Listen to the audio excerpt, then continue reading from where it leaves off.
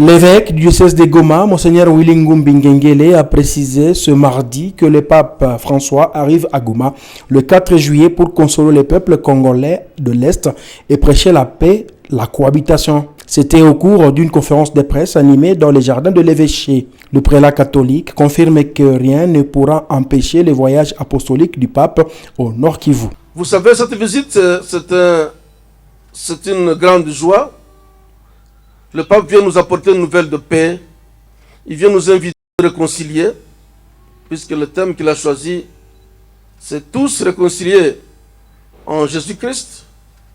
Il vient nous inviter à déposer les armes pour ceux qui ont pris les armes et à chercher à résoudre tous nos problèmes par le dialogue, par la rencontre, les échanges mutuels.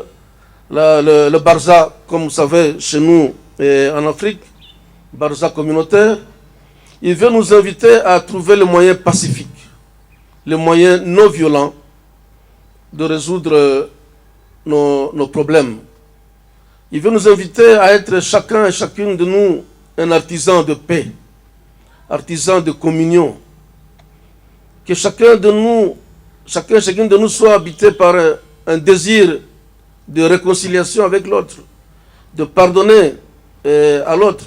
Parce que vous savez, nous avons beaucoup de blessures dans nos cœurs. Donc c'est ce message-là que le Saint-Père nous apporte. Diverses préoccupations sécuritaires et sociales ont été abordées par les chevaliers de la plume avec l'évêque qui a dit sa joie de voir que plusieurs fidèles catholiques, les musulmans et autres chrétiens non catholiques attendent le pape car celui-ci est fédérateur des églises. Le nombre de fidèles a beaucoup augmenté et les églises rebelles ne sont pas nos rivales. Il n'y a pas de rivalité entre l'église catholique et les églises rebelles. De réveil. Il n'y a pas de rivalité entre l'église catholique et les églises protestantes. Non. Le pape vient pour nous tous.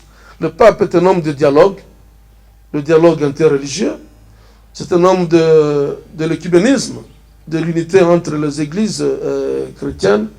Donc le pape vient, c'est un homme ouvert, un homme qui cherche l'unité, qui cherche la paix, le dialogue entre toutes les églises et toutes les confessions religieuses. Donc la présence de nos frères et sœurs d'autres églises ou d'autres confessions religieuses, pour nous, ce n'est pas une inquiétude. Et cela ne joue pas sur le nombre de chrétiens dans l'église. Vous savez, les chrétiens, ils ont la foi.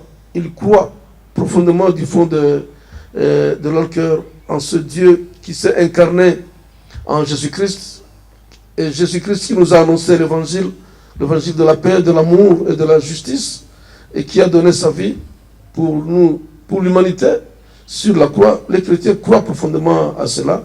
Et ce n'est pas les prédications à gauche, à droite, d'autres églises qui peuvent les dissuader ou diminuer leur ferveur, leur foi dans le Seigneur. Abordant l'après-messe du 4 juillet et l'usage de ce site, Monseigneur Willy Ngumbi précise qu'il sera transformé en sanctuaire de pèlerinage. Vous savez, partout le pape est passé, où il a célébré la messe, ce site a été désigné devient un sanctuaire. Un sanctuaire, c'est quoi? C'est un lieu saint, un lieu où les chrétiens, les hommes et les femmes de bonne volonté vont pour prier et pour demander les grâces de Dieu. Donc ce site aura le même rôle pour nous après la visite du pape. C'est pourquoi je suis très heureux de voir qu'il est bien, on est en train de l'aménager.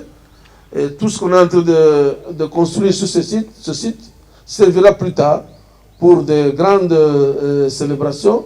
Et ça sera un lieu de pèlerinage.